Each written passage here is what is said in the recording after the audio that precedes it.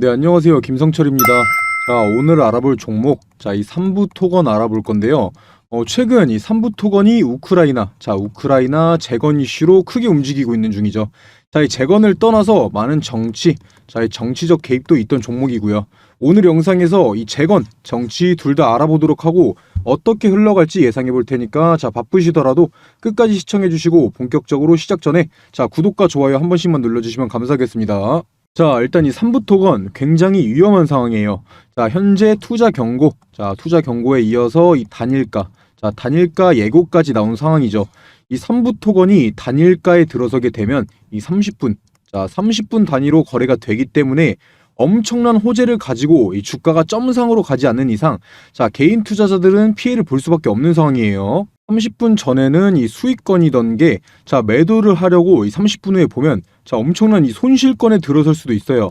그만큼 이 개인 투자자들은 이 단일가 매매에서 심리적으로 크게 흔들리고 손해를 볼 수 있다는 거예요. 이 단일가 거래에 들어서는 기준이 현재 가격이 종가 기준으로 40거래일 종가 평균의 130% 이상, 이건 대충 1,000원 초중반 정도 나올 거예요. 이미 이 가격은 넘었기 때문에 세세히 계산해 볼 필요가 없겠죠. 그리고 이 거래 회전율과 이 주가 변동성이 급격하게 높아지면 그때 단일가에 들어서는 거예요. 그렇다는 뜻은 현재 자리에서 주가 한번 호재 터지면서 급등하고 거래량 실리면 그때서야 이제 단일가 들어간다는 거예요. 이 세력들이 일부러 단일가 안 보내려고 주가를 억지로 누르고 물량 현재 안 던지는 중일 수도 있어요. 일단 가격이 제일 중요할 테니까 차트상 흐름으로는 1,400원에서 1,600원까지는 하락이 열려 있어요. 여기서 이 세력들이 단일가 막으면서 주가 누르고 이 개인들 물량을 받아 먹으면 현재 자리에서 다시 한번 주가 위로 올릴 거고, 물량을 못 받아 먹으면 하락 더 줄 수도 있어요. 이 자리까지. 현재 거래량, 금일 거래량 봐서는 이 세력들이 개인들 물량 좀 받아 먹은 것 같은데, 일단 이 단일가 위험 때문에 쉽게는 못 올릴 거예요. 일단 확실한 건 조정 나오다가 제가 말씀드렸던 가격대에서 반등 한번 나올 수 있어요. 어찌 됐든 일단 이 3부 토건에 대해서 아는 게 중요한 거니까 이 차트 흐름이나 이 가격에 대해서 궁금하신 분들은 제 개인 번호로 문자 남겨주시고요. 일단 이 3부 토건이 최근 급격하게 움직이고 있는 이유가 뭔가요? 바로 이 우크라이나 재건 사업과 관련해서 이 업무 협약을 맺은 게 부각되면서 최대 수혜주다 하면서 오르고 있는 중인데요. 이번 이 우크라이나 재건 사업에는 이 1,200조 원이라는 막대한 금액이 투입된다고 하고 있으니까 당연히 참여를 하게 된다면 많은 사업적 성과를 이뤄낼 수 있을 거고, 이 성공적으로 재건 사업을 성공시킨다면 이 3부 토건의 기업 이미지도 크게 개선될 수 있는 기회일 거예요. 그렇게 된다면 당연히 주가도 지속적으로 상승할 거고요. 하지만 저는 계속 의문점이 들었던 게 있습니다. 시청 중이신 분들도 한번 제 말을 들어보고 판단해 보시길 추천드릴게요. 일단 첫 번째, 이 러시아 우크라이나 전쟁 끝났나요? 뉴스 대충만 찾아봐도 하루가 다르게 반격한다, 공습했다, 이 흑해 공무 협정 연장한다 안 한다 말들이 계속 나오고 있는데, 지금 당장 이 재건 사업을 시작할 수가 있을까요? 이 우크라이나 당국도 2023년도에서 2025년도를 이 전쟁 후 시대, 그리고 2026년부터 2032년도까지를 이 신경제 시대라고 부르고 있죠. 이 재건 사업이 당장의 수혜를 불러올 수 있는 사업은 아니라는 거예요. 이와 관련해서 주가가 움직이는 게 추후에 다시 나올 수 있는 단기성 재료라는 거죠. 그렇다는 뜻은 상승분 다시 반납하고 나중에 다시 부각되면서 오를 수 있다는 뜻이고요. 그리고 두 번째, 이 3부 토건이 우크라이나의 북동부 도시 이 코노토프와 이 업무 협약 MOU를 체결했죠. 물론 대단한 거긴 해요. 이 한 나라의 도시를 재건하는 데 도움을 주는 거고 업무 협약을 맺었다는 게요. 그런데 이 우크라이나 재건 떠올렸을 때 이 3부 토건을 생각했던 분들이 있으신가요? 재건을 하는데 이 굴삭기 필요하고 이 건설기계 필요하니까 뭐가 떠올라요? 딱 HD, 이 현대인프라코어나 데모, 이런 건설기계 기업들이 떠오르는 게 당연한 거예요. 근데 뜬금없이 이 도급순위 70위인 3부 토건이 업무 협약을 맺고 이 재건 대장주로 올라왔죠. 당연히 국내 건설사들 많다 보니까 이 도급순위 70위도 낮은 건 아니에요. 그런데 이 3부 토건 같은 경우 22년도 매출만 봐도 국내에서 매출이 97% 정도가 나왔고, 해외 건설 자, 해외 건설 쪽은 매출이 0.02% 정도. 거의 안 나온 거예요. 해외 사업에 전혀 관심도 없었다는 거죠. 이건 그동안의 삼부토건 흐름으로 봤을 때, 자, 우리나라 정부, 이 정부와 어느 정도의 커넥션은 있었을 거라는 말이에요. 자, 이거에 대해서는 뒤에서 자세히 알아보도록 할 테니까 끝까지 시청해 주시고요. 그리고 일단 이 삼부토건, 자, 삼부토건 같은 경우 이 우크라이나 전체 재건 사업에 참여하는 게 아니고 인구수 8만, 자, 인구수 8만의 이 도시 코노토프와 관련 협약을 맺은 거고요. 자, 여기서 아셔야 하는 게 이 MOU. 자, MOU 체결이라는 게 본 계약이 아닌 거예요. 말 그대로 임의로 맺은 약속인데 이거 이행하지 않아도 이 법적인 문제 있냐? 없어요.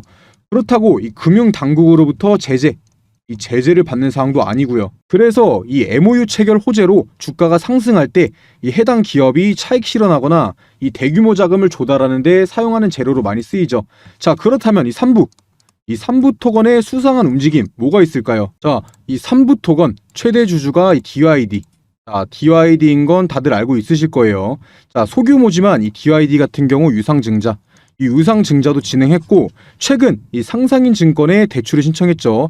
이 상상인 증권에 대출을 신청했는데 이 DYD 같은 경우 이 화장품 수입 판매하는 기업이고 시가총액이 1,000억도 안 되는 소형 기업인데 삼부 토건을 인수하고 돈을 끌어오고 있다는 거예요. 여기서 이 DYD가 대출 담보로 맡긴 게 뭐냐? 바로 이 삼부토건 주식이에요. 삼부토건 주식 100%인데 자, 원래는 보시다시피 이 85% 정도를 담보로 맡겼었어요. 그런데 이 우크라이나 재건 관련해서 MOU 보셨죠? 아까 뉴스. 자, MOU 호재 나오고 주가가 상승하니까 이 담보 가치도 상승했죠. 그러한 결과 이 담보 100%. 자, 보시면은 100% 나와 있죠. 이 담보 100% 맡기고 돈 최대로 끌어온 거예요. 이 개인적인 자금이 됐든 정치 자금이 됐든 이 삼부 토건을 통해서 돈을 만들고 있다라는 거죠. 그런 게 아니라면 이번 대출을 통해서 이 만든 자금을 이 재건 사업을 위해 공장 증설을 하겠다. 자, 공장 증설을 하겠다. 아니면 해외 개발에 투자를 하겠다. 공시하겠죠. 그런데 이런 확률은 적어 보이고요. 자, 여기까지만 보더라도 이 삼부 토건이 건실한 건설주고 이 우크라이나 재건 수혜주로 주가는 상승할 거다. 이런 기대감은 줄어들 수밖에 없는 게 사실이죠. 자, 그렇다면 지금부터는 이 삼부 토건의 정치적 움직임에 대해서 알아보려고 하는데요. 자, 사실 투자 중이신 분들도 이쪽으로 관심이 더 많으실 거예요. 사실 하루하루 호가창만 보고 있는 단타쟁이들한테 우크라이나 재건이다, 정치적 관점이 있다, 이런 게 뭐가 중요하겠어요.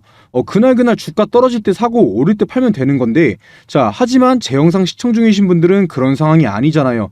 자, 이 삼부 토건에서 꼭 수익 가져가야 하고 다들 본업이 있으신데 호가창만 보고 있을 수는 없을 거예요. 그래서 제가 이 삼부 토건에 대해서 분석하고 영상 올려드리는 거고, 자, 매매하시는 분들 도움 드린다는 거예요. 당연히 영상 속에서 얼마에 사고 얼마에 팔아라 이렇게 말씀드릴 수는 없어요. 각자 매수한 평단가 다 다를 거잖아요.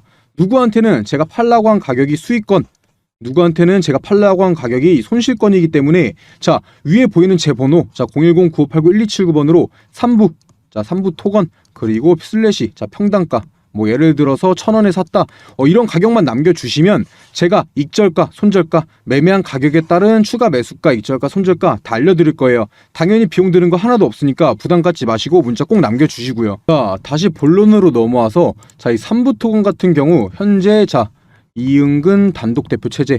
자, 이응근 단독 대표 체제로 운영 중에 있지만 자, 과거에는 이계현과 이응근 공동대표 체제였어요.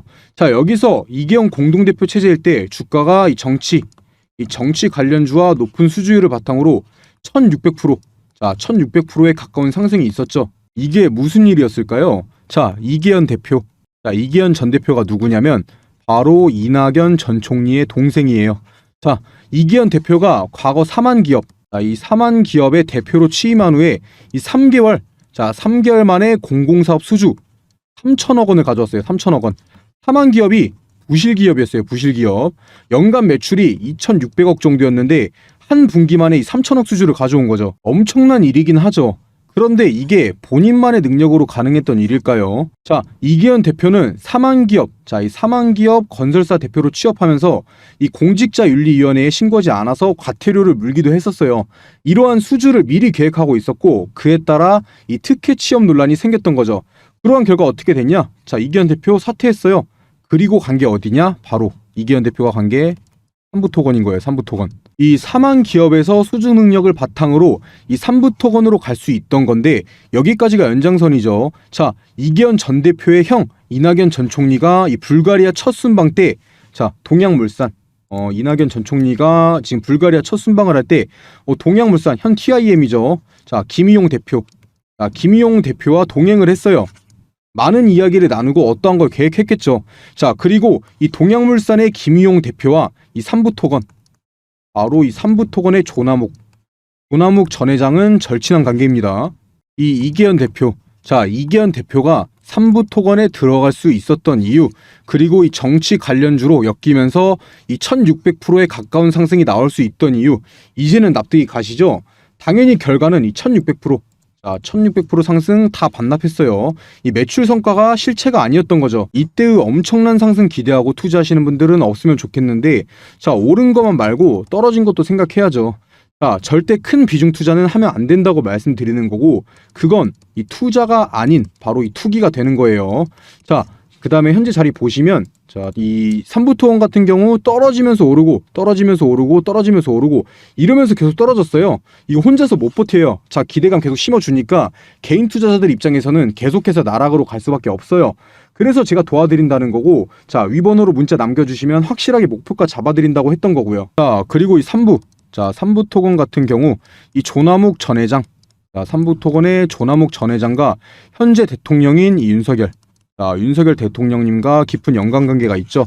당연히 이건 정치적인 발언들이 될 수 있기 때문에 제 개인적인 의견 하나도 없이, 자, 보도된 자료에 따른 내용들만 말씀드리는 거고요. 과거에 이 조남욱 전 회장 현역 시절 당시 많은 골프 약속이나 오찬 등이 있었고, 그 스케줄표에 자주 등장했던 게 바로, 자, 윤 검사였어요.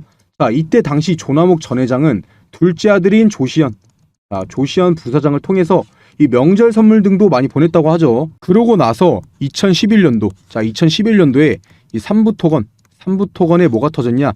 임원진의 이 횡령, 자, 횡령 배임이 터졌어요. 그때 이 중앙검찰에 근무하고 있던 윤 검사가 봐주기 수사를 진행하면서 종결시켰고요.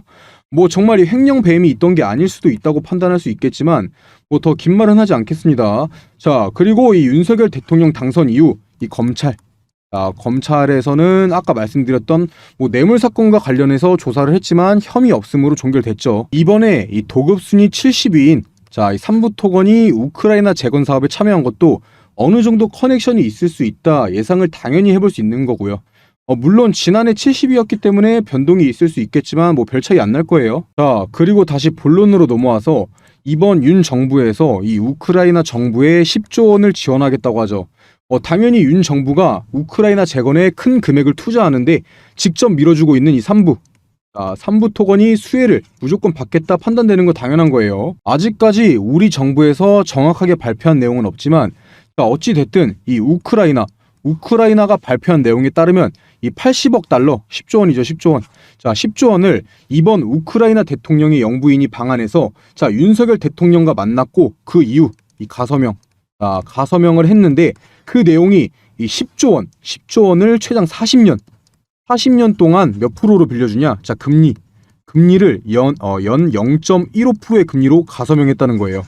이 규모 자체가 애초부터 10조 원 규모 자체가 이 윤 정부에서 당초 공약에서 냈던 그 규모보다 80배나 많은 수준이었고요.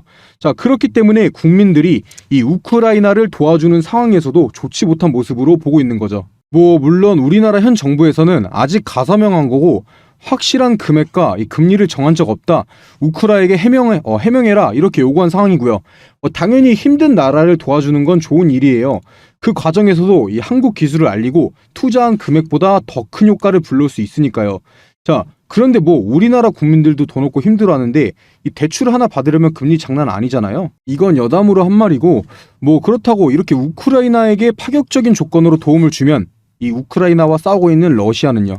자, 물론 현재 상황이 이 러시아가 나쁜 놈, 우크라이나가 피해자 이런 시선이 있긴 한데, 그래도 이 무작정인 도움보다는 어느 정도는 이 중립적인 대처가 필요하다고 생각하는 거예요. 지금까지 말씀드렸던 내용들 정리해보면 이 삼부토건 같은 경우 이 우크라이나 재건 관련주와 이 정치 테마, 정치 테마와 엮여서 큰 상승이 나올 수 있지만 자 실체는 이 우크라이나 재건 대장주로 가기에는 이 재무 제가 계속 말씀드렸던 건데 이 재무도 좋지 못하고 이 기술력도 압도적으로 뛰어난 회사도 아니라는 거예요. 길게 가져가기엔 리스크가 너무 큰 종목이라는 거죠. 투자를 하더라도 이 단기 투자, 이 소액 투자를 해야 되는 종목이라는 뜻이고요. 자, 혼자서 매매하기 위험한 종목인 만큼 앞으로 이 급등을 떠나서 이 급락 무조건 나올 거예요. 사실 뭐 이 비리가 있었다, 뭐 작전이다 한들 투자하는 입장에서는 이 수익만 챙겨가면 되긴 하는 거잖아요. 자, 하지만 계속 말씀드리다시피 이 3부 토건 이 정치 테마와 이 우크라 재건 이중 테마를 가지고 있어요. 그만큼 이 세력들이 마음 먹고 올리고 털면 이 개인 투자자들은 수익을 챙겨가기가 힘들다는 거예요. 뭐 정치 관련 호재 띄우고 이 재건 관련해서 호재 띄우고 이번 MOU만 봐도 그렇죠. 지금 올랐다 떨어지고 있잖아요. 그만큼 이 개인 투자자들이 판단하기가 힘든 종목이 3부예요.